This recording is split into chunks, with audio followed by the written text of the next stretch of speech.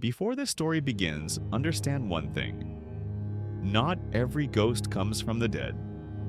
Some are born from love that had nowhere to go. Imagine hearing your child call you, weeks after you buried her. Not in a dream, not in a memory, but from the room upstairs. Tonight on Thryx, I'm Raven, and this is not a story about a haunted house. It's about a mother who couldn't tell the difference between grief and a voice that refused to let her go. Let's begin. The worst part wasn't finding her daughter's body in the bathtub, blue-lipped and still. It wasn't the paramedics' careful silence or the way they wouldn't meet her eyes as they carried the small shape out under a white sheet. It wasn't even the funeral where she'd stood hollow and numb while strangers touched her arm and whispered useless words.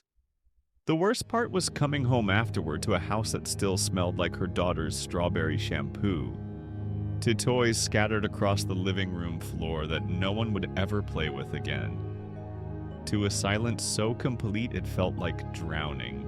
Sarah's daughter had been 7 years old. Just 7. Old enough to read chapter books and tie her own shoes, but young enough to still crawl into bed during thunderstorms, pressing her small body against Sarah's and whispering, "Mom, Mom, I'm scared." Sarah would stroke her hair and promise that nothing bad would ever happen. She would always keep her safe. That promise felt like a knife now, turning slowly between her ribs with every breath. The voice came 3 weeks after the burial. Sarah was washing dishes, staring at nothing through the kitchen window, when she heard it. Clear as daylight, sweet as honey. Mom. Her hands froze in the soapy water. The plate she'd been holding slipped from her fingers and cracked against the bottom of the sink. She didn't move, didn't breathe. Just listened to the silence that followed, so thick and heavy it pressed against her eardrums. She told herself she'd imagined it. Grief did strange things to the mind. She'd read that somewhere in one of the pamphlets the hospital had given her.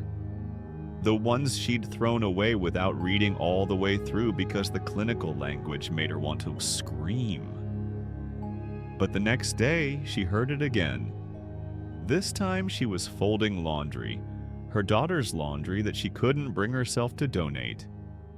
Tiny jeans and shirts with cartoon characters, soft and worn from 100 washings.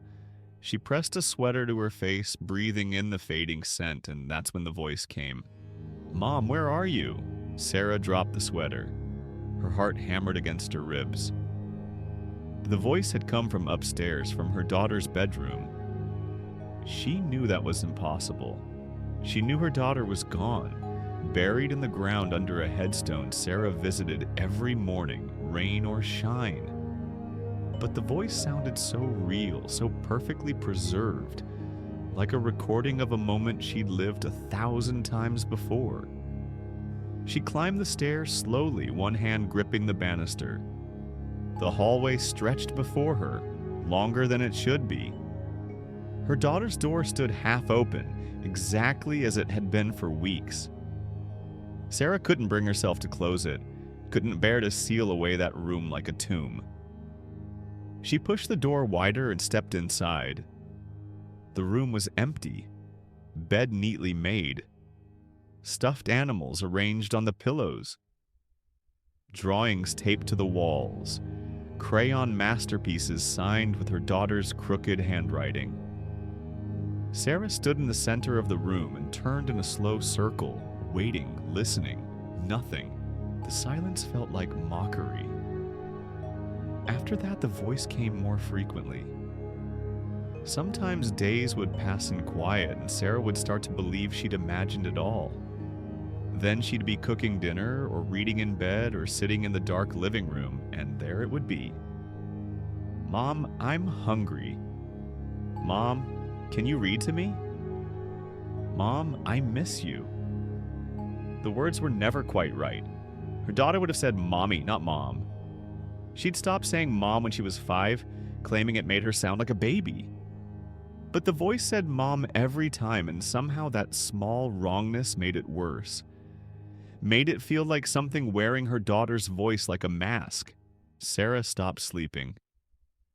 She would lie awake in bed, staring at the ceiling, waiting for the voice to come. Some nights it did, some nights it didn't.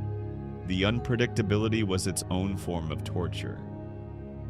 When the voice came, it made her heart race and her skin go cold. When it didn't come, she felt abandoned all over again, left alone in the terrible silence. She started answering. At first, just simple responses whispered into empty rooms. I'm here, baby. I'm right here. Then longer conversations, sitting in her daughter's bedroom and talking to the air. She told stories about their life together, reminded the silence of trips to the park and birthday parties and lazy Sunday mornings. She apologized over and over for not being there when it mattered, for letting her daughter climb into the bath alone, for not checking on her sooner, for failing in the one job that mattered most. The voice never answered her directly. It only called out, always from another room, always just out of reach. Mom. Mom. Mom. Sometimes loving, the way her daughter used to call for her in the morning, excited to start a new day. Sometimes desperate, edged with fear like those thunderstorm nights. And sometimes in the darkest hours before dawn, the voice sounded wrong, hollow, empty, like something pretending to be her daughter, not quite getting the inflection right. Sarah's sister came to visit and found her talking to the empty bedroom. Found the house dark and cold because Sarah had stopped paying the utility bills, stopped caring about things like heat and light. Her sister begged her to see someone, a therapist, a doctor, anyone. Sarah smiled and nodded and said she was fine. She was coping, she just needed time. Then she waited for her sister to leave so she could go back to listening for the voice. Because the truth was, the voice was all she had left. Real or imagined, ghost or delusion, it didn't matter. It was her daughter's voice, and as long as she could hear it, some part of her daughter was still alive. Still with her. Still calling her mom. The night everything changed, Sarah was sitting in the bathtub. Not the one where her daughter had died. That bathroom door had been locked for weeks, but the upstairs one.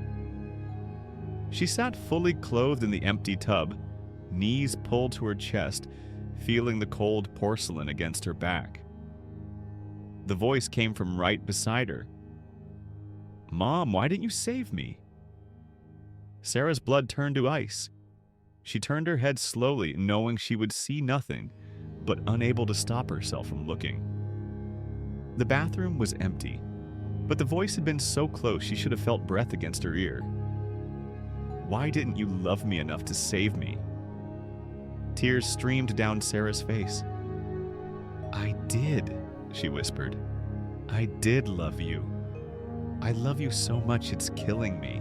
Then why am I dead, Mom? The question hung in the air like smoke. Sarah pressed her hands over her ears, but the voice continued, muffled but persistent. Why am I dead and you're still here? Why didn't you check on me? Why didn't you come when I called you? I didn't hear you, Sarah sobbed. I didn't know. I should have known, but I didn't. The voice went quiet. Sarah sat in the bathtub, shaking, waiting. Minutes passed, hours. She lost track of time completely. When she finally climbed out, her muscles were stiff and aching, and the sky outside the window was turning gray with approaching dawn. She walked downstairs and looked at the house around her. Really looked at it for the first time in weeks. The unwashed dishes, the scattered toys, the mail piled by the door, the photographs covering every surface, shrines to a life that had ended. She saw what she'd become, what the voice had helped her become, and she understood, with a clarity that felt like drowning, that it didn't matter whether the voice was real or not. It didn't matter if her daughter's ghost was truly calling to her, or if her mind had conjured the sound from the depths of her grief. The effect was the same. The voice was keeping her trapped, suspended in a moment of loss that stretched endlessly in all directions. It was easier to live in that moment, to stay frozen in her pain, than to face the unbearable work of moving forward. That night, Sarah sat in her daughter's bedroom one last time. She didn't speak, didn't call out or wait for an answer. She simply sat with the silence, letting it settle around her like snow. And when the voice came, as she knew it would, she listened without responding. "Mom." The word floated through the darkness, soft and pleading. "Mom, don't leave me." Sarah closed her eyes. She thought about her daughter's real voice, the one she'd heard every day for 7 years. The giggles and questions and off-key singing. The way she'd say, "Mommy, look," about 100 times a day, showing off drawings or bugs or dance moves. Those memories were precious, sacred. And this voice in the darkness, whether ghost or grief, was drowning them out, replacing them with something hollow and painful. "Mom, please." Sarah stood up. Her legs were steady beneath her.